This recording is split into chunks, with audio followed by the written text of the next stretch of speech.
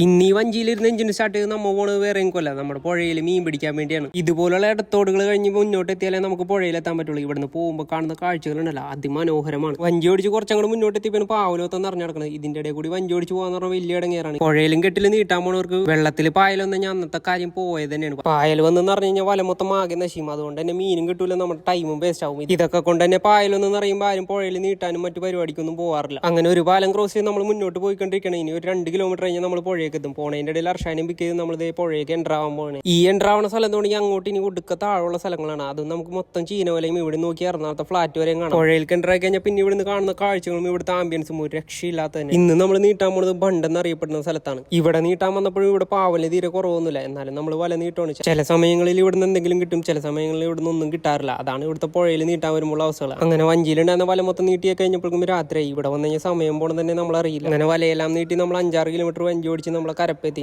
ഞാൻ ആദ്യം കയറിയായിരുന്നു, തൊട്ട് പിന്നാലെ അർഷാദുക്കാകൻ കയറി. പുഴയിൽ പോയി വന്നതുകൊണ്ട് തന്നെ നല്ല വിശപ്പുണ്ടായിരുന്നു. അതുകൊണ്ട് നമ്മൾ നേരെ വന്ന് കടപ്പുറത്തുള്ള നമ്മുടെ ചേച്ചിയുടെ കടയിലാണ്, ഫാസ്റ്റ് ആൻഡ് ഫ്രഷ്. ഇവിടെ വരുവാണെങ്കിൽ നിങ്ങൾക്ക് നല്ല അവിൽ മിൽക്കും നല്ല ചായക്കടികളും കിട്ടും. അത് കിട്ടില്ല മസാല ഉണ്ട് ഇവിടുത്തെ, എനിക്ക് ഭയങ്കര ഇഷ്ടമാണ്. അത് വൈകിട്ടത്തെ ചായയോടുകൂടി നമ്മൾ പരിപാടിയും ക്ലോസ് ചെയ്ത്. അപ്പോൾ അടുത്തോടിയിട്ട് വരാം. Bye from local foodies.